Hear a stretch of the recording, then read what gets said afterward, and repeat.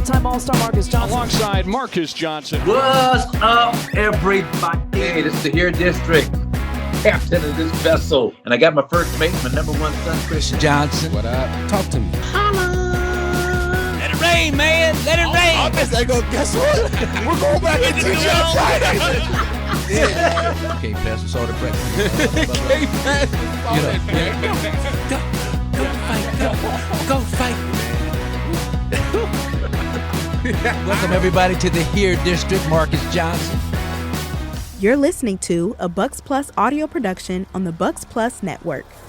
Your weekly pulse on the Milwaukee Bucks, straight from a Bucks legend. This is Here District with Marques Johnson, alongside his son and 1995 NCAA champion, Chris. Here's MJ.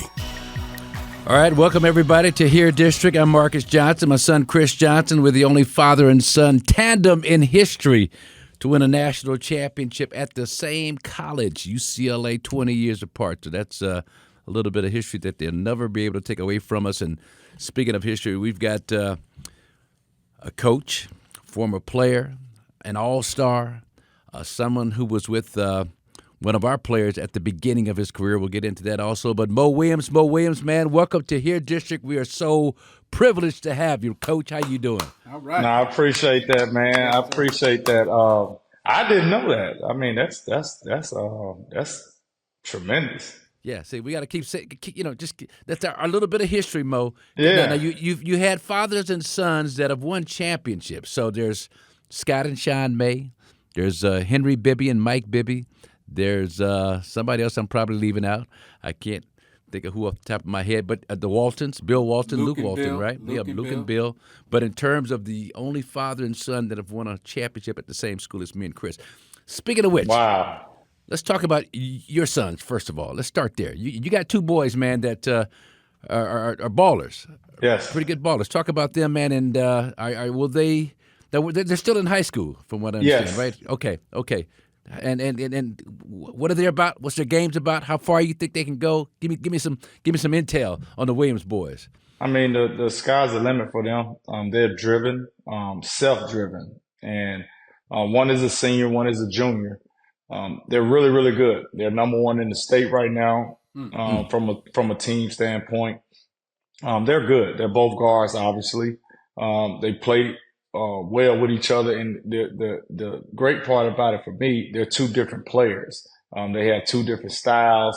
One is more kind of like me, scoring guard, and the other one is more of a point guard per se. And the other one is a combo guard, obviously. But they're really, really talented. They're driven. The senior right now is committed to Jackson State to come and play for me. And that's something that I didn't push on them. Obviously, I offered them. Obviously, I recruited them just like any other kid, along with my junior. And he's really good. I'm going to give him the option to obviously get recruited like my other kid did. He got recruited by Mississippi State, Kansas State. Those type of schools was in there on him. And he decided to come to Jackson State. And I will leave that same decision up to my junior. I love to coach him, but obviously I love for them to take their own path.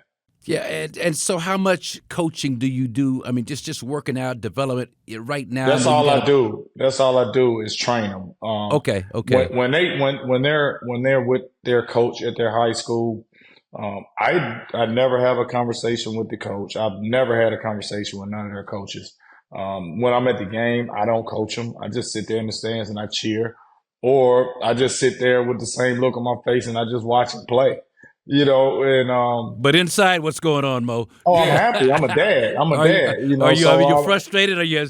No, you don't go through all those emotions, man. I don't. You better than me. I'm on pins and needles, man. Even with my 15-year-old daughter right now, who's no, a terrific player. I'm not. I'm definitely calm. Wow. And what I do with them after the game, we watch film together, and I correct them on film.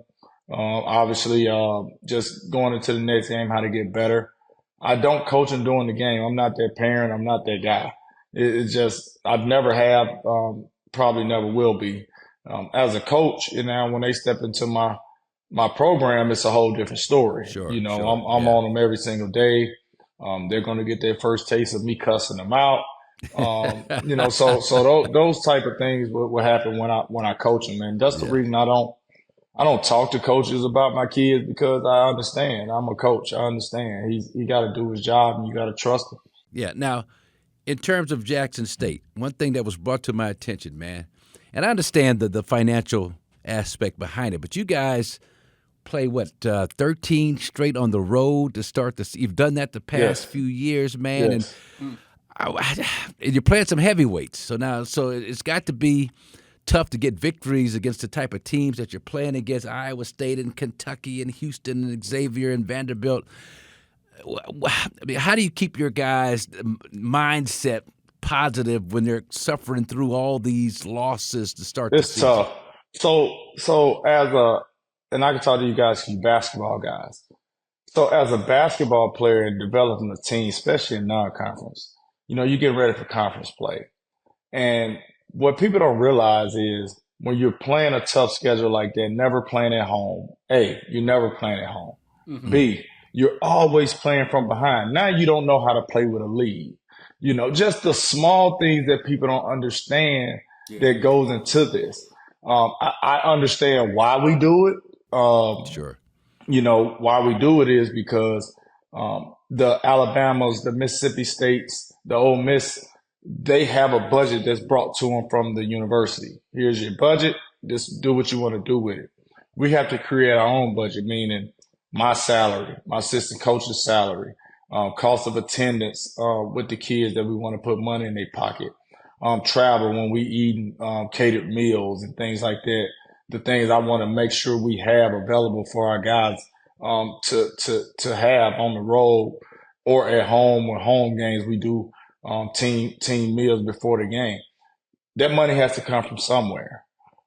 So what we have to do is go out and raise $1 million. The only way we can do it is go play Houston for $100,000. Go play the Gonzagas for $100,000. Now you put 10 of those games together, there go your $1 million. Now everybody don't give you 100. Some teams may give you 70. Some teams might give you. So now the 13 turned into $1 million. Yeah. So with that $1 million, they're paying for salaries, they're paying for cost of attendance. Title IX is an issue. So if we're doing it, the girls got to do it too. So that money has to come from somewhere. So we're raising all that money for our whole program, and also helping other programs, which is bowling, which is track, which is volleyball, that doesn't generate any funds. So I understand why we do it. And this has been the process that they've done it for a long time. My thing is, it has to be another way. That's my thing, because it's extremely tough going on the road every single night, playing these teams, these top level teams. They're sleeping in their bed. We just played a Xavier team yesterday, and I just use this as an example. We leave November 4th, playing against Houston, road game. Yeah. Next game, road game. Next game, road game. Now we got to go into Xavier, coming off a road game, not being home in 4 days. We've been on the road. Guess what? Xavier haven't been on the road yet, so they've been in their bed every night. They've been getting the proper treatment. They're lifting before games. And I give you one little tidbit. We walking in the arena 2 hours before we play the game. We walk into our locker room, and we have to walk by the training room, which is mirrored with glass where you can see through.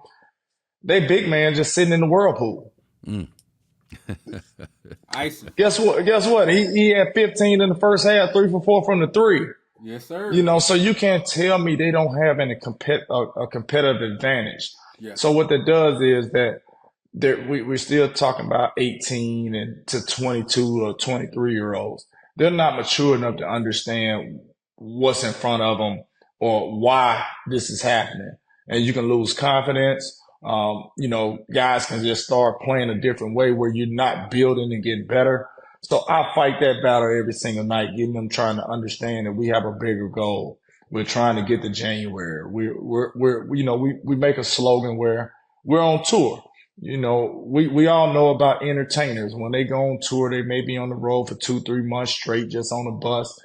And that's what we do. For November and December, we're on the road. And I preach about this so often because we're still talking about student athletes, and they don't get to experience college in November, December because they're on the road so much. So they miss the concerts that's on campus. They miss all the step shows that's on campus. They just miss just walking on the yard at 1 o'clock in the morning when they should be in their bed because everybody on the yard just, somebody having a ball. They end up getting caught in the other dorm where they don't pull. They don't even have to, they can't experience those moments because they're on the road working for the school. And I say working for the school. So it's extremely tough. And that's why I talk about this all the time because for me, being in the position I am, coming from the NBA, having so many people that I know in the NBA, they just don't know how to help us, right? Like Damian Lillard sent me $50,000 to help my program. Al Jefferson sent me $10,000. Monte Ellis sent me $10,000. CJ McCollum sent me $10,000. That's 4 guys, right? So just imagine if I could get 20 guys to give me $50,000. That's my budget. Now I can sit and play 8 home games. I can give these kids the experience they need. I can really build a program where now we're looking up, we're in the NCAA tournament. Now we're making noise. Now I can go recruit better players because they don't understand what we go through. And then when I go recruit a really good player, they look at our record like, Coach, you're 14-16. You don't realize that those 13 losses was on the road in non-conference. Yeah. And Coach, sticking on the recruiting aspect of things, we're in the NIL era now. And I know at a school where there are challenges for funding with boosters, and as you've just mentioned, as far as raising funds, how do you plan on competing in the new era of NIL when it comes to recruiting? Well, that's how I was able to get the few talented players that I had, because like I said, I have to raise $800,000 for my budget, right? And that's why I still play 13 games. And after this 13 games, that'll be 39 straight non-conference games on the road for me. Damn. Now, I just mentioned the Dame, the Al Jefferson, the Monte Ellis, and CJ McCollum. All that went to our NIL package. Mm-hmm. So it's I got to say, okay, I have to get players, so I can't put it toward my budget where I can get home games. I got to get talented players in here that can get it done, and I got to use that money for that. So for me, it's about getting enough people on board, and the NBA is really the opportunity that I have because I do have a connection through the NBA, but they don't understand and know what I need.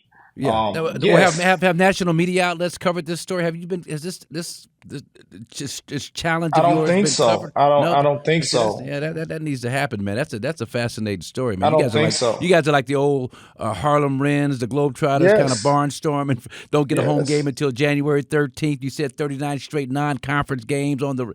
I mean, that's crazy, man. It's unbelievable, and you have someone from the fraternity that's coaching this program. I'm not saying help every program, but sure, we're connected. We're a family. Like we should push one another. And how can I help a former brother? Yes, this the way I need help. I don't need social media posts with HBCU hoodies on. That don't help me. Not at all. And I'm just using that as an example. Sure, I get you. But that don't help me. Showing up and doing a documentary on campus, that doesn't help me. That doesn't help the program. All that does is shine a light on HBCUs. Okay. But how can you really help HBCUs? It's our budget. That's our biggest thing. And that's not on the school because they have a whole school to run. It ain't just about men's basketball, so we're talking about basketball. We're no different from women's sports, right? Women's sports has been underfunded forever. But what happened when the NBA get behind them and really push that narrative? Things start to grow. Things start to get different. The TV deal is combined now. So now they get more, they benefit off that. So for me, you look at being in an HBCU space, And it's far in between of NBA guys that's in the HBCU space. Why not highlight me? Why not really get behind me in that facet? Because at the end of the day, all businesses and corporations is about helping a initiative, but they want to benefit from it too, and I understand it. And Jackson State is a national brand. When you just think about this for a second, you have Deion Sanders Prime that was a coach at Jackson State. You have Travis Hunter that's talked about being a Heisman, chose to come to Jackson State as a freshman. You have Shedeur Sanders that's going to be the #1 quarterback taken in the draft that started here and played 3 years at Jackson State University. You have Deshaun Ruffin that's on my team now. That was a former McDonald's All-American. The only McDonald's All-American to play at Jackson State. Not only that, the only McDonald's All-American to play in our conference ever. Wow, that is something. So let's talk about one of the guys you mentioned that's donated some money to the program, Dame Lillard. We talked when Dame was first traded to the Bucks last year. So here we are, Coach. Coach Mo. I mean, and you played this league. You won a championship. You were an All-Star. You played with Cleveland when they won the championship. Here we are with this slow start. We're 2-8, right? We're 2-8. We've won a couple of games. Dame has been out a couple of games. What do you see as being the key to making this thing work? I mean, we keep talking about Dame and Giannis kind of learning how to play off each other. How long does something like that take? Are you surprised it's taking this long? What can be done to help facilitate that lethal possibility of a combination to come to fruition, man? What needs to be done? That's a great question, man. I do have, my opinion on it because me and Dane do talk often, really often. And we talk basketball, obviously personal. But we do talk basketball because I'm a coach. So I literally go back. If I missed the game, I got access to all the synergies and all that. So I go back and watch stuff. And I text him, my thoughts. And Dame is his own guy. So, I'm my own guy. That's why we connect so well. I don't tell him what he need to do. I just give my opinion, right? Sure. And he's smart enough to take criticism and make his own decision. Now, I remember talking to him before all this happened, and me knowing him, just talking to him, I just know what type of guy he is. Just knowing him from a rookie, coming in as a rookie, just how he listened, how he absorbed information from someone else, myself, Earl Watson in particular, that we had. I remember him getting traded, and we talked about this. And just from listening to him, how he talked to me, he was so open to coming to Milwaukee in an aspect of playing with Giannis, right? Playing off Giannis, right? Just doing whatever it takes to just be someone that complements him. Per se, that was his mindset, and that's what. And in his mind, he only want to win. Just me talking to him, it's just about winning. He's been in Portland, just never had enough.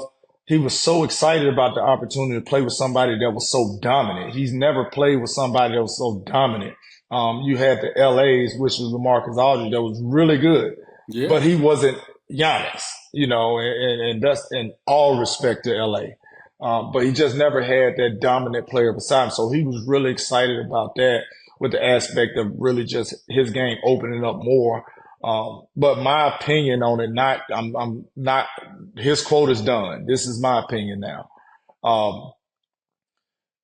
You look at how they want to play. You want to put them two in a lot of actions together, but at the same time, they're still two different players. I use this as an example.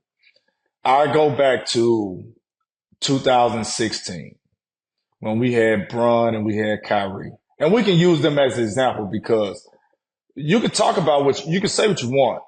3 years ago, we was talking about Giannis being the best player in the league. No question. I mean, Bron was still playing, by the way. You get what I'm saying? Yeah. Two-time MVP, MVP. And you talk about Kyrie, how special he is. I mean, come on now. You look at Dame. Yes, they're two different players, but I'm just talking about far as impact. Special. So you look at those two type of guys that they can be really, really special on nights. And you look at 2016, if you really go back and focus on, I was there, so I can tell you what's going on. But if you go back and really do your research on this season, we really kind of struggled the first half of the season, even though we were still number one in the East. Black got fired. We went through all this type of turmoil right around All-Star break when T. Lue took over. And right after T. Lue took over, it was kind of similar to the same thing. We was winning games, but in our opinion, we still wasn't good enough. We weren't playing at a level where we can compete for a championship just because of those two guys just haven't clicked yet. They were still, getting their numbers and things like that. It wasn't until kind of the latter part of the season, right before the playoffs, where Bron really he didn't take a step backwards, but he actually but let Kyrie be Kyrie. You get what I'm saying? And deferred. And if you understand what I mean by that, sometimes just get out the way and let him do him for a while. Yeah, somebody got to yield. Somebody got to yield. Somebody got to yield. And be okay with that. Facts. And you looked up when that started to happen, and when playoffs happened, when we really needed them both, the games that we really won, they both had 40. Oh yeah. Because Kyrie wasn't out there like, okay, every action that we're running now is really predicated toward Bron, but I got to get mine on the back end. And it started to kind of transform where it's 50-50, where, just different flow action. You guys know the game. So it's just different action we run is going to be more predicated to someone else's strength, meaning Giannis or Dame's strength, right? And we started to balance that out toward the end of the season going into the playoffs. So when we needed them both, they was in a groove. It wasn't thinking. It wasn't like, okay, I shot it a couple times. Now it's time to kind of go over here. It was kind of like we understand what's going on. And Bron, and I say this with Giannis because it's Giannis' team. Like Giannis gonna dictate all this. When Giannis make up his mind where I'm going to make sure Dame get off, I'm going to get mine. And I can go get it anytime I want, but I'm going to make sure he comfortable in the spots, and I'm going to play off that because at the end of the day, Giannis is still 7 foot. He can rebound the ball. He can get in transition, make plays. They can play off each other. In my opinion, they don't play off each other enough. It's either Dame getting his or Giannis kind of getting his. And obviously watching them, you can tell that they're trying to make a point of trying to do that. But it looks forced. Yeah, but as a coach, Mo, would you put them in more pick and roll together, or would you try and involve other players, Dame and Brook or whomever? I mean, how as a coach, what would be the key to trying to unlock that mutual kind of dominance that they could give you? It's about action, right? It's about action, and you want to put those two in action, but you don't really want them in a ISO action. Meaning, okay, you two go over there and play 2-man game, right, and you guys over here stand. No, you gotta put them in a situation where when one guy got the ball, even if they're not in 2-man game, the other guy, meaning, for example, I just make more clear for the viewers. If Dame has the ball and Brook is running to a pick and roll, or Wing is running to a ghost screen action, or I don't know what they call it. I call it ghost screen action. Giannis shouldn't be somewhere standing. He should be in a position where they have to guard him, where it's still an option. Mm-hmm. If they're playing him a certain way, give him the ball, because all the attention is on Dame action right now. So when he gets the ball, the help he can recover, and I don't give a damn who's in front of him one-on-one. They're not going to be able to guard him. Yeah. Vice versa. If Giannis got the ball and he's coming down and we spacing the floor, let him go one-on-one, it needs to be weak side action that's focused on getting Dame open. So now they're going to focus on him, and that's going to open up. So that's when they're not playing 2-man game together. Now, when they get into action, when it's 2-man game together, hey, listen, they're going to switch? No, they're not switching. Now, you got to read and react off that. So I just don't see enough of that because I don't think they're comfortable enough with exactly what each other are thinking or really, really want. You get what I mean? Because I think at the end of the day, they have the talent. And I'll go back further. They're totally different from this team. The Miami team, when you had Bron, you had D Wade, you had Chris Bosh. When they first got there, all three of them came from, well, two of them came from teams, and they get on the team. All of them was number one options. And then they tried to start the season where, okay, I'm 1A, I'm 1B, you 1C. It wasn't until they decided Bron was 1, D Wade was 2, and Bosh was 3. That's when they became dominant because they decided who was going to be who. And I think right now, just watching them, don't know Giannis personally, so I can't speak on him.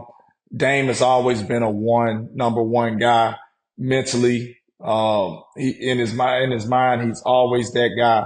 Until they get in their mind on, okay, who's the guy and who's the second guy, and now that trickles down to other guys on their team. And I'll use Chris, for example. He's been a two guy. And in his mind, I know he thinks like, yes, I'm just as good as Dame and Giannis to a certain degree for this team and this offense. Somebody got to decide to be the number 3 option. Somebody got to decide to, it's different from being that option and accepting that option. You know what I mean? And Miami didn't turn the corner until Chris Bosh accepted that and became that third option because he was a really good one in Toronto, right? You know, and he was, pretty good with Miami when they was trying to make sure all of them were equal and getting their touches. But when he was a number 3, he started to play a different way. Now he's rebounding more. He was a better defender. He made threes, spot up threes. He communicated more on defense. Now your mindset changed, and I think until they get to the point of putting themselves where they need to go, that would change everything. And it takes someone to tell them. So Mo, that conversation, right? Like, you calling Dame or that, hold that level of accountability amongst guys in the NBA, like who is best to kind of deliver whatever that message may be? Is it Giannis to Dame? Is it Doc to Dame? Is it an assistant coach, Greg Buckner? I don't know. Who would be best to sort of bridge that communication, where accountability is number one?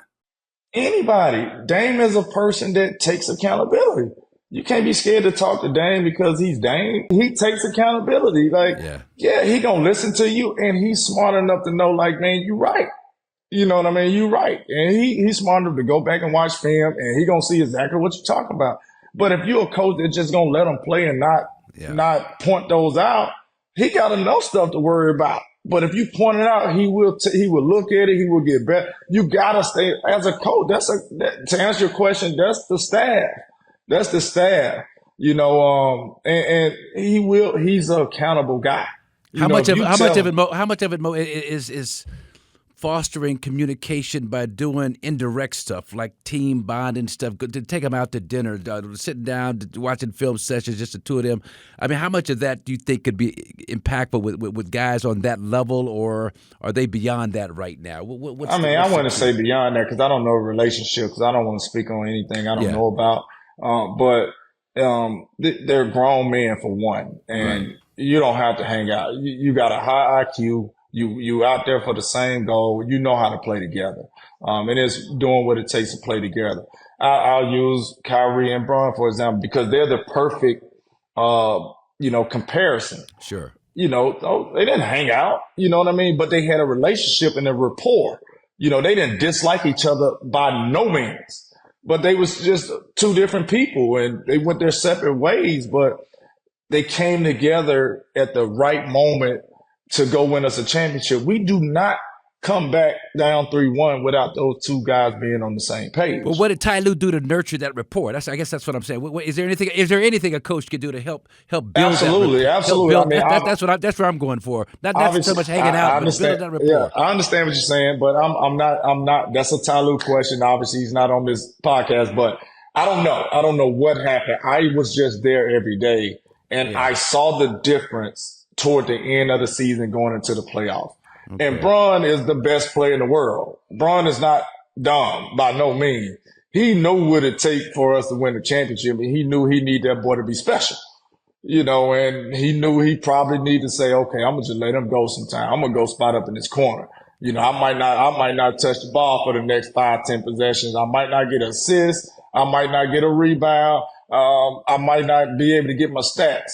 And when you in the NBA, we stars care about those stats, and it means a lot to them. And with Kyrie with the ball, if you're not in the action with him, I mean, it's going to be a shot attempt, make a miss with him. And then you better go get your rebound. And in those type of situations, Mo, like when Kyrie was cooking, do you think that LeBron sort of got into the mindset of like, yo, I'm going to still impact this game. So I'm going to be on the glass. I'm going to be in the lane defensively. Absolutely. I'm going to be on the weak side. So that it brings more out of you actually when you do sacrifice. You let your man cook, and then it makes you have to do other things other than worrying about spotting up in the corner or the dunker spot. Now you setting flares. Now you setting flares and slipping and getting it off the weak side because they so loaded up the Dame. You're not just standing around. So I think with just their game, you have to really complement each other. Meaning, okay, you're 7 foot, you're long. If they loaded up the Dame, you got to be something else. A flare guy slipping. Go screen with Dave, catches it on the catch where they're closing out to you and you're in attack mode. Those type of things. And most importantly, if you let them go for 5 minutes, guess what you're doing? You're resting. So now when you get that ball, I'm ready to go. Every action ain't going through me to even just make a play for somebody else. Now every action not going to me because we do scouting reports. Opposite team do scouting reports. They know all your actions. So now they load it up. Now they going to try to make you go to your second and third option in your play. Now all of a sudden they got to worry about some totally different. Now you getting the ball in your spots where they're closing out to you instead of denying you the ball, making you catch it 2 feet out. That's a big difference when catching in your sweet spot, or they closing out to you when you're in attack mode. I just think they need to get more of that where when Giannis has the ball, they have to either hug up on Dame and you got more space to operate. If not, now I got to be action where they're closing out to Dame where he's more freer to even do other things and vice versa. Yeah, so you've been watching Dame since he came in the league. You talk about how you got synergy. You're watching every game, kind of checking on him and all that. Dame at 34. Compare him to Dame at 30. You still does he have to make an adjustment at some point? Has he made that adjustment? Has he slowed down at all? Do you see him any dissipation in terms of his speed and athleticism in terms of where he was 5 years ago? No, I don't see anything, and trust me, I would tell you if it was. I mean, he does a tremendous job of taking care of his body, getting prepared in the off season. Now let's scratch last summer. We obviously know what he was going through, right. But just how he prepares himself, how he prepares his body. I don't see that. He's the type of player that can.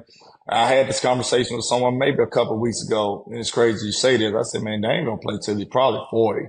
Just on how he prepares and how he plays. I mean, he shoots the ball. He doesn't have a crazy injury history. He typically stays healthy throughout the season. He typically gets through the season, but the way he plays, where he can shoot the ball, he don't get beat up a lot, where he's not jumping into people. Things like that. And his pace is not up and down like mine was. So, I'm pushing the ball every single time. He has a pace to him, like a Steph pace, for example. Yeah, right. Just kind of, I'm not pushing it, but I got a pace to myself and, I can get off. So I see him playing a long time, especially at a high level. I think, and I don't even want to put, numbers or years on it, but definitely I could say it's over 3 years, 3 to 4 more years where he can play at the same exact level. Let him get to 38, 39. We'll see how he feels and see where he at then. But I can definitely see the next 3 years him playing at the same level he's playing now. Well, look, man, we appreciate you taking a little time to join us on here, District. Man, I know you got a team to coach, and just hang in there, man. I am. Listen, it's crazy you say this because before I go, I want to get back to Jackson State, and all my NBA brothers, if you're seeing this and you're hearing this, understand that if I can get my budget taken care of, you can get a group of you guys, get 10 guys, 20 guys, just 50 grand of that 300 million you're making every year. That'll help me tremendously. I'll be able to get some home games. I haven't played a home game. Listen, out of 30, I played 31 games on my schedule, only 9 of them at home. Wow. So that's pretty tough. We just came back from a 5-day road trip yesterday. I'm finna start packing when we get off the phone here for a 10-day road trip. So we talking about college guys, not NBA guys. Yeah. So NBA brotherhood. Let's do something about this. Come on. Go ahead, Chris. Step up. No, I had one last thing to kind of just bring up to Mo. So Mo, like in my basketball journey, I played with a couple of guys. One guy in particular that went to, I believe, the same high school. You went to Murrah High School? I did. So I played with a guy named Ronnie Henderson. You remember Ronnie? About a 60-inch vertical. Man, so me and Ronnie played on the same travel team, but it was just he was one of the most athletic dudes I'd ever seen. But just in general, the Mississippi area has produced some of the coldest ball players like that we've seen. Like, what is it about Jesse Pate, Chris Jackson, What is Jesse Pate just spring into my mind? Arkansas, remember Jesse Pate? Listen, before I go, because y'all done opened up a whole nother podcast. Before I go, so we talk about, especially my school, for example, from Murrah. You got Othello Harrington. Oh, yeah. Lindsey Hunter. Wow. Ronnie Henderson. Myself. So when you start to talk about those guys, the guys from here, Jesse Pate is the best of all of us.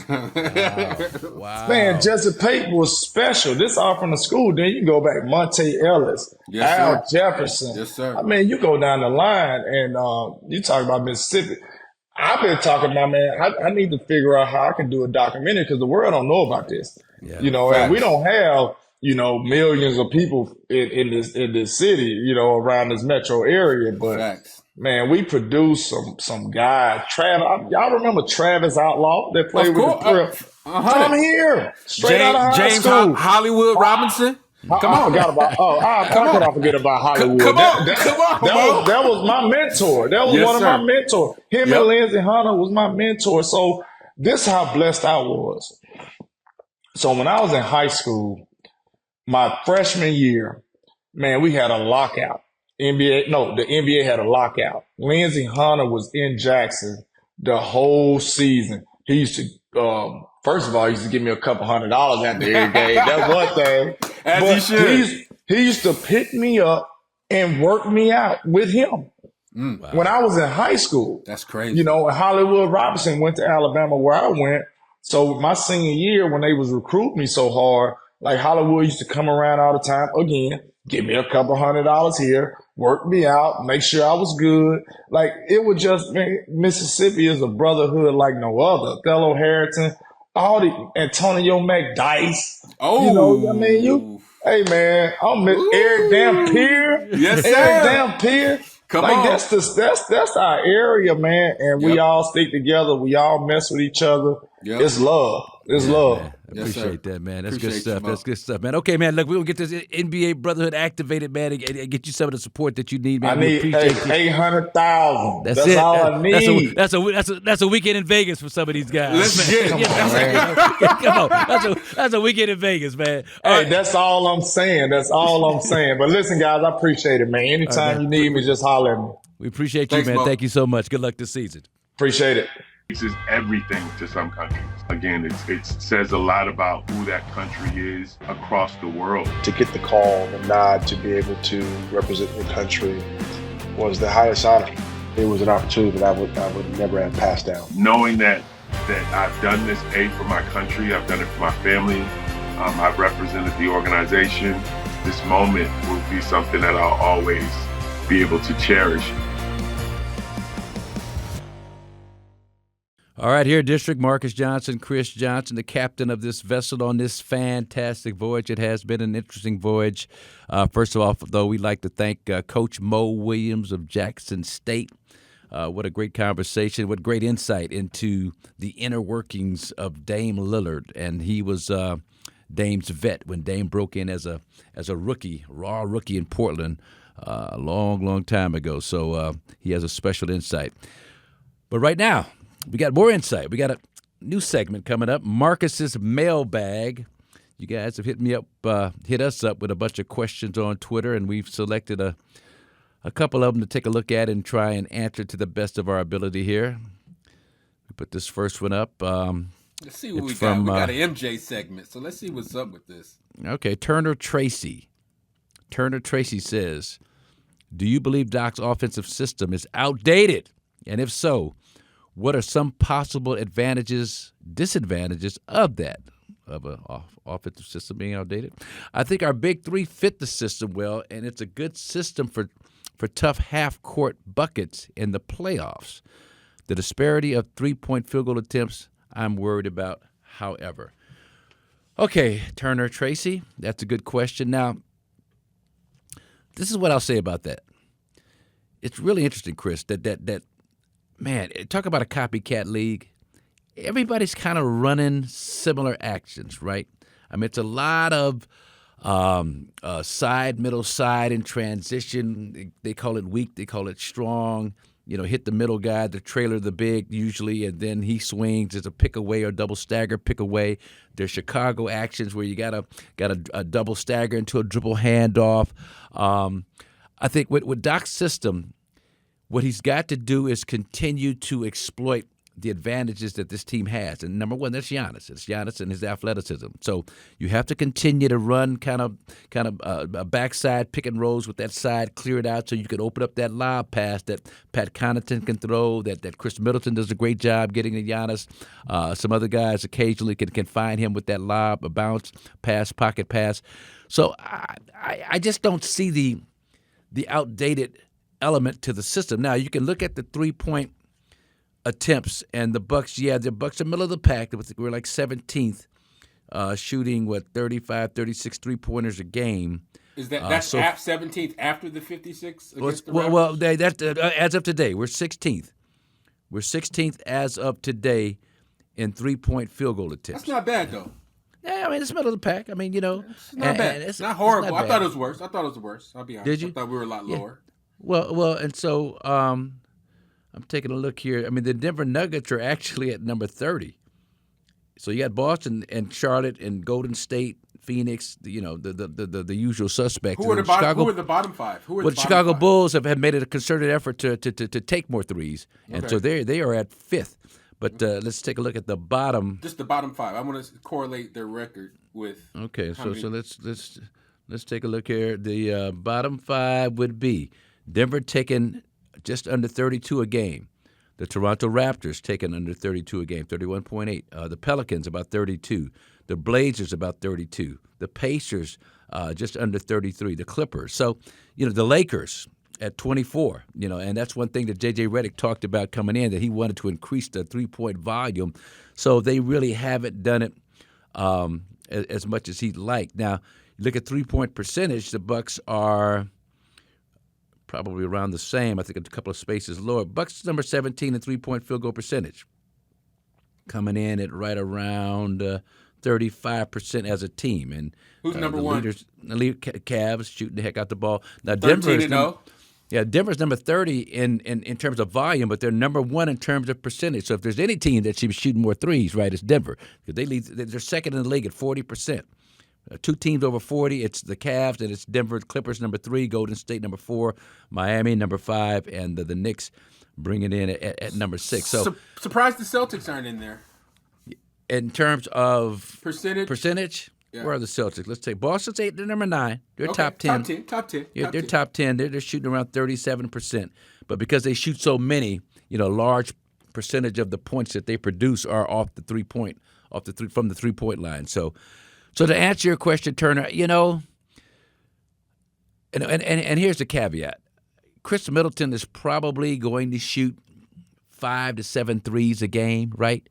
That's somewhere around there when he comes back. So you've got to factor that into that. One of your highest volume 3-point shooters is not been available. And then I'll throw this in there too.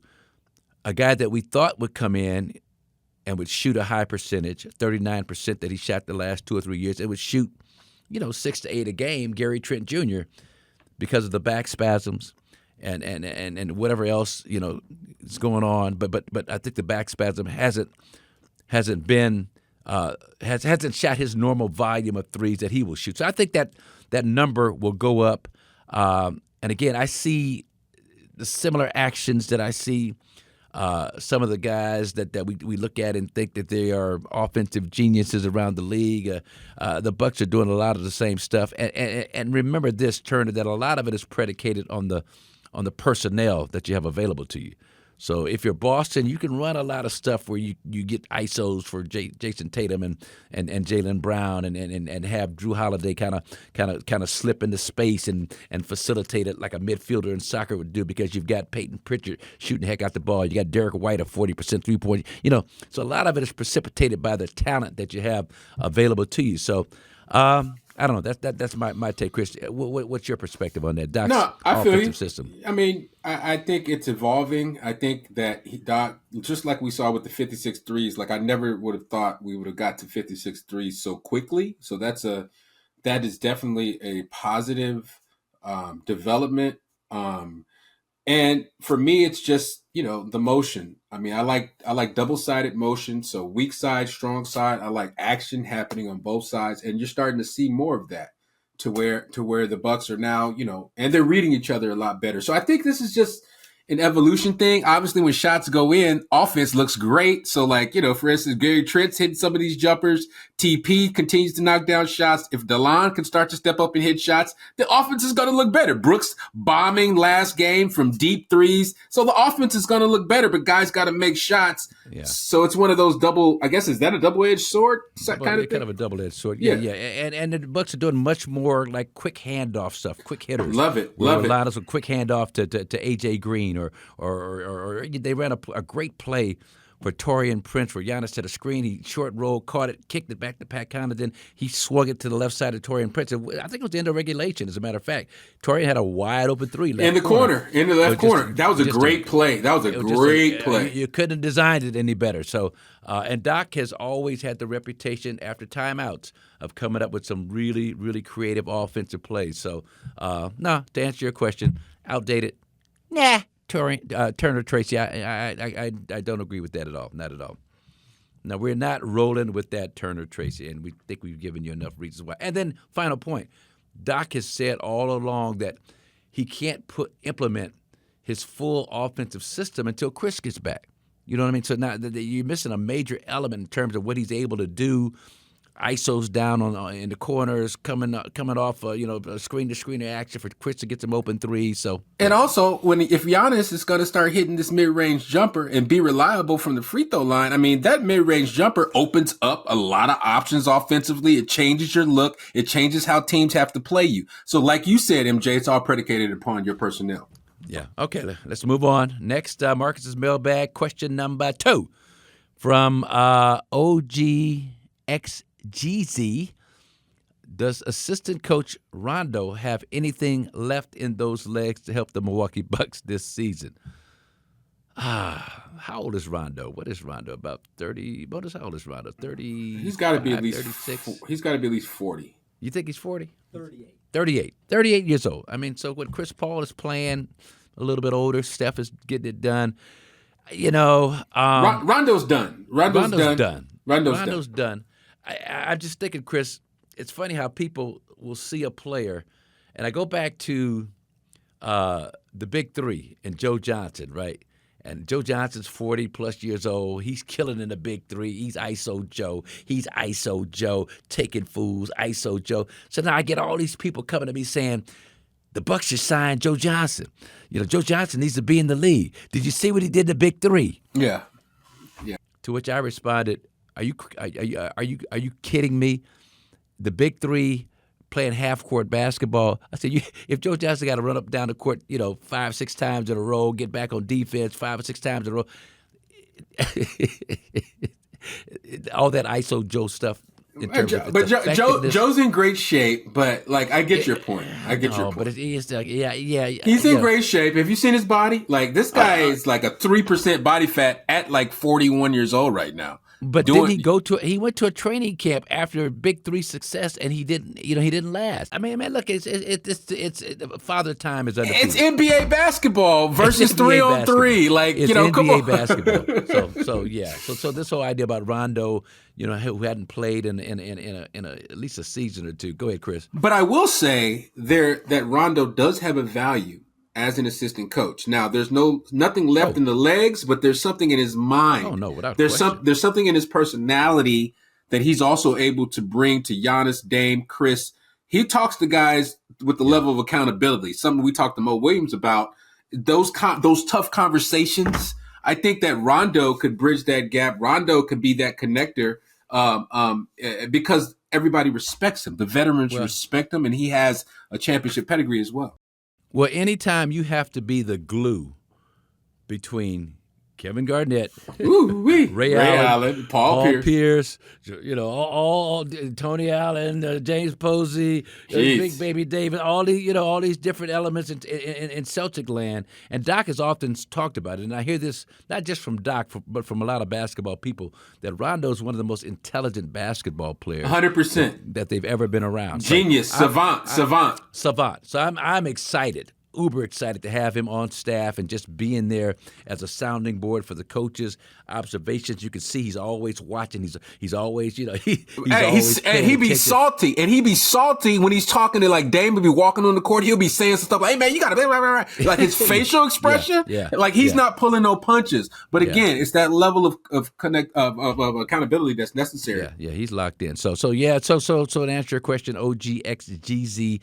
Nothing in the legs, but a lot left up here, man, and that's what matters right now for Rondo and this Bucks organization. All right, moving on. Real quick, when you see X in a name, it's like OG times. It's adding it's like a partnership. So when you start to see these people use the X, it's not necessarily X. It's like bringing in Jeezy. So what would you say? Like OG and Jeezy. OG and Jeezy, or OG times Jeezy. OG times Jeezy? Or and Jeezy. OG and Jeezy. Like it's two different people, or what are we saying here? Yeah, it's kind of like, It's two different. Well, he probably has he has probably two different alter egos that he goes by. So he kind of OG and Jeezy. Way too complicated for old school here. Old school X MJ X outdated. No. So Clayton at C Keller 141. We had here's the question right here. Now, why do you think some of the veterans, Chris, I'll let you handle this, Trent, Wright, Bobby, have gotten off to such slow starts? Well, I mean, I can't really put my finger on it. I know DeLon was on a minutes restriction and had gone through an injury situation, so that might have something to do with it. Gary Trent, back spasms, fitting into the system, feeling his way out. I mean, a shooting slump like Gary Trent went through makes you wonder if the back spasms were a lot worse than what we, were reported or understood, and how much he was playing through pain or playing, at 50, 60%. So that's sort of something that, you'd have to look at. And as far as Bobby's concerned, I don't know. Bobby's off to a slow start. I mean, isn't this how Bobby typically gets down? Didn't he have 21 points, 18 rebounds? I mean, he's had a couple of monster games. So I don't know if I consider it a slow start. Bobby isn't really doing anything outside of what I'm used to him doing. Now, I might be wrong. I might be tripping, but you tell me, MJ, what do you think about the slow start from the Bucks? Well, going into the Raptor game, the only thing with Bobby is that from the three-point line, going into the Raptor game, I don't have the post-Raptor stats, but he was shooting 8 for 30 from the three-point line, like 26%. And Bobby normally, in terms of 3-point field goal percentage starting off the season. Man, that cat has been up in the mid to high 40s a couple of 2 or 3 years. So what do you think?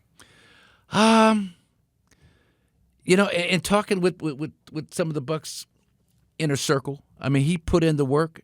He worked extremely hard. He come in town for a week, 2 weeks at a time, get his program that they wanted him to work on, go back to wherever he wanted to go back to, wherever his home base is. I'm not sure where that is, Arkansas or wherever it is, but he go back and put in the work and do what he's supposed to do, come back, you know, get increased amount of work to do his thing in Milwaukee for a week.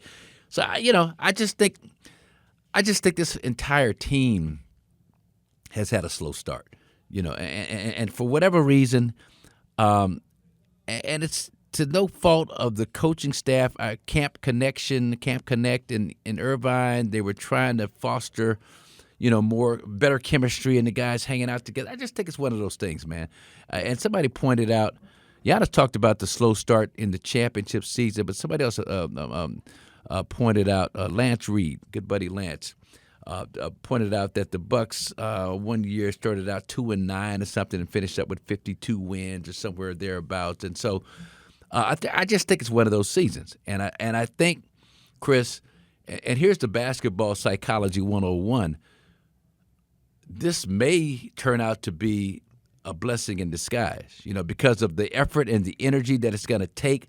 And to that end, and we talked about this earlier, me and you, Gary Trent, after the Toronto game, it was a back-to-back Toronto-Detroit, Tuesday, Wednesday night. After that Tuesday Toronto game, Gary didn't play well. He went and took 1,000 shots at the practice facility. Came back the next night against Detroit and played great, shot the ball well. Giannis, the day of, the back-to-back, Detroit, day off, stay away, rest your legs. He still comes down to the practice facility and for an hour and a half watches film with Vin Baker, just looking at how he could be more effective in terms of the selflessness that he wants to bring to this team. When he's always said he's had a tough time trying to figure out when to be aggressive and when to facilitate. So he wanted to look at some, you know, so my point is these guys are really, because they're struggling right now, you know, they're putting in this major effort to kind of figure out how to get out of this funk that they're in. So, you know, as long as they get out of it, this start may not be such a bad thing for this team at this time where their mindset is. Yeah, and I also think that, you know, things get a little bit overblown, and, you know, like we're in November, we're not even at Thanksgiving, and people are already writing the Bucks off for the season. And so tempering expectations, understanding that there are growing pains, looking at the record of all the teams in the East, like the Bucks are 2 games out, like, you know, the Pacers we're one win. We got 4 wins. We get to 5 wins. We're like tied with a bunch of teams in the win column. I mean, like literally the Bucks are right there in prime position. And now, MJ, as you just mentioned, because of this slow start and they look so bad, it's forced guys to, like you mentioned, Gary Trent putting in extra work, Giannis extra film. And I'm sure that other guys also are being professionals, taking their craft seriously and trying to tighten up things. Film is going to be the key. Understanding situations, reading and reacting, and then look, these rookies that have come in, the young players that have come in have also reinvigorated guys, made guys hungry, made guys, I just think re-energized. I mean, I just see a complete re-energizing of how people are playing. I mean, watch Gary Trent against Detroit, you know, knocking down shots, hitting threes, great floaters, but watch him pushing, breaking the press, making plays, being a facilitator. Watch Taurean Prince, how he's into another gear on his drives now. He's making sure he's finishing. You mentioned it on the broadcast. Oh, he made sure he finished that. But it's just a level of focus. TP, he dropping the hands on threes. I mean, he's looking super sharp. Pat Connaughton is now doing the things that we were hoping he would be doing at the start of the season, which is getting to the 50-50 balls, diving on the floor, hustling, hitting crazy threes to beat the shot clock. I mean, guys are now being forced to bring their A game and be the best version of themselves because we were so bad for so long. Well, and trust me, it starts at the top. So the ownership group of Jimmy Haslam and Junior Bridgman and Wes Eden, everybody else, Peter Fagan, the president. Everybody's not happy. You look up, you're 2-8 or whatever it is. Now it's a fire lit. Hey, it's a fire lit that flows downwards, and everybody's feeling the heat, and rightfully so. There's nothing wrong with that. Absolutely. And so it's like we're too good of a team. The opening night, I came on our pregame show with Steve Novak and Craig Kashun and said, about how all these people had predicted us to be a play-in team. And I'm like, we're not a play-in team. And right now, we're not even a play-in team based on record. But my point is that the fire's been lit, and this team is too good to not be. What do you think, Chris? I mean, realistic, top 4, top 5 at the worst, right? Top 4 in the East. Yeah, top 4 in the East. I mean, you give the Celtics 1. You give who to Cleveland? Cleveland right now. You give Cleveland. Can Cleveland sustain? I know they're not the undefeated thing. That's crazy. I know they're not. I'm just saying. Are they gonna be there when the dust settles at number 2, 1 or 2 with them in Boston, or will they come back down to the pack, which is what I think eventually is going to happen with the Cleveland Cavaliers, even though they've been off to a remarkable start, and I love what Atkinson is doing. So anyway, and you mentioned a guy that leads us to this next segment about that action. This is Monis's favorite section, but mine too, because we get some video assist. And so we run this back slowly. Pat Connaughton, you talked about him. Freeze it right there. Freeze it. Now watch this ball screen. Pat Connaughton, Chris, does something that started with Matthew Dellavedova, continue with Bryn Forbes and Giannis. He's developing this special rapport with Giannis. And what Pat does is what they used to call, I'm not sure if the terminology has changed, but it was a twist on the screen where you come up like you're going to set the screen on one side of the defender, which means that Giannis is going to his right, and the guy that's guarding Pat Connaughton is yelling, screen left. So watch how Duran is going to slide to his left. The defensive player on Pat Connaughton is going to try and plug the hole to Duran's left, to Giannis's right. And what that does in terms of opening up the left side of the floor. Let's run that.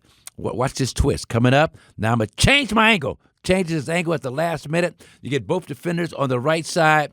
Giannis has a clear path to the basket. Freeze it. Come up, freeze it right there. Jeez, look at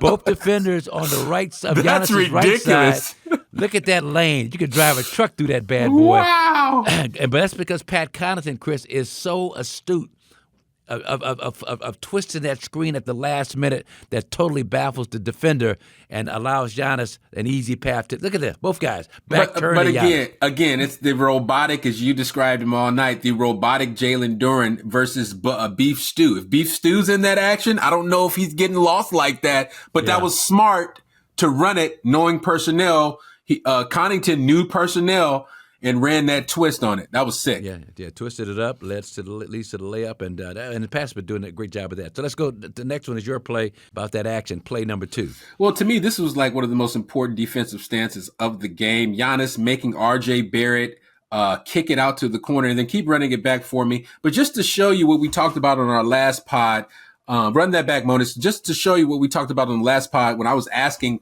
our stars, Dame, Giannis, to make extra efforts. That is an extra effort. Prevented the layup, then gets back, beats up Prudho's shot. Giannis was all over the place, using his God-given ability to affect the game on the defensive end. I think that is going to be the most important development for Giannis to kind of, really, really take the bull by the horns, really be that guy that's going to disrupt, change shot, block shots, and then secure extra possessions for the Milwaukee Bucks. Well, and so to your point, and I'm trying to find my notes here from that game, but I know the Raptors. Oh, then he finds AJ for the 3. That's my fault. But go back to that just to show you the patience now. Okay, so let's watch it here. Boom, RJ Barrett, nope. Swing. Big fella comes in, Giannis gets the block. Now watch the patience right here, MJ. This is what I like. This is what I love. So now we're talking about offensive sets. Giannis watching, holding. Soon as he sees the double cub, kicks it. AJ down, ready to shoot. Yeah. And so just a great sequence. But to your point, defensively, the Raptors came in as the number one team in the league in terms of generating fast break points. And so that was an area that we had to stop them and had to not allow them to hit their average, try and keep them under their average, slow them down. And for Giannis to sprint back like that, everybody sprinted back. It was a beautiful, beautiful display of transition defense and then firing out, because fast break defense is about ball first, stop the ball, protect the basket, and then first threat, second threat, that kind of thing. And Giannis was the basket protector on that play, sprinting back to cover the cup, and plays like that go a long way. Watch this. Cover the cup. No, you're not getting that. Now, first threat. Now, I'm here covering the cup back again. And that leads to the Bucks being able to get out in semi-transition on their own and forcing the Raptors to have to scramble a bit with Giannis in the post. AJ3. So just good stuff all the way around, and a good start in terms of the Bucks and their recovery to getting back to the level of play that they need to be at to be the Milwaukee Bucks that want to threaten for an NBA championship. But I still think that's on the table. I know it sounds crazy. You may call me a homer for saying it, but I just it like should. It really shouldn't, though. If you look at the record of guys in the East, like it's not like there's only like two teams that are over double-figure wins, right? Yeah, right now, right. Orlando or Celtics and Cavs and the Cavs. So it's like we're right, like dude, right there can really just take take control of this thing, control our own destiny. So after you mentioned the Cavs 13-0, Celtics are at the time of this taping 10-3. Then after that, it's the Bulls at 5-7, the Pacers at 5-6. Come on, I mean, it's nasty. The Nets, nasty. The Nets at 5-7. You know, it's like the old school Central Division. Remember the Central Division back in the day? Y'all used to everybody be like almost 500 and stuff. Get to the playoffs with a losing record. All that, that. And last thing to talk about, and I titled this Giannis, Glenn Davis, and Antetokounmpo because. After he pulled the he pulled the psych move on Jaylen Brown. I say that, I mean, I feel Jaylen Brown because he took a shot to the jaw. You know, I mean, Giannis got it with a good elbow right to the face, and so they come up and Giannis extends the hand, pulls it back, whatever. And then after the game, though, Jaylen Brown, which I think is Jaylen Brown stoking the flames for future confrontations, playoffs, or further down the season. And so they asked Jaylen Brown, he said, Giannis is a big baby. And caught Giannis by surprise in the press conference after it. He said that? Wow. You start talking about his kids and how he enjoys the game, enjoys life, blah, blah, blah. There was something that happened after Giannis came out with that 59 piece the other night, and you can explain that. Nike's tweet was really cool. Nothing childish about him. 59 for the Greek Freak. Yeah. That's dope. That's dope. And people don't understand this about Giannis. He takes stuff like that personally. Yeah, I'm sure. And part of that drive to put on a performance on the second night of a back-to-back. That was the fifth game in 7 days for the Bucks, and for Giannis to bring it like he brought it against the Detroit Pistons, that he had to bring it with because the Pistons played well enough to win. But Giannis had 22 of the Bucks' 24 points in the first quarter, had 28 points at halftime. You know what I'm saying? I mean, it's one of the most remarkable displays of just calluses on the shoulders and blisters on the back from pretty much carrying the team until Brook Lopez came around. Gary Trent had 8 points in that third quarter against the Pistons, which were huge. Taurean Prince stepped up big time with a double-double, 15 and 10. But, man, this dude, the Greek, he's right in the thick of the MVP conversation. He's got to be. I hadn't read too much about his name when they're talking about that stuff right now. You hear his name mentioned. Well, they're already giving it to Jokic. Yeah, and that's understandable. But if Giannis stays on this elite level pace, not 59, obviously every game. I don't understand why is it understandable to already say Jokic is going to get the MVP? Yeah, well, you know my take on all that. But this is what these guys have been doing with the MVP the last several years. The writers, they're getting together. They're dominating the narrative. I'm telling you, that's what they're on. And so and Giannis has been sort of gotten the short end of the stick on this stuff. That's why last season his last year, which is like the only time that the numbers that he put up have ever been put up, 30 points on 60% shooting. That's why it's like just kind of glossed over like a regular year.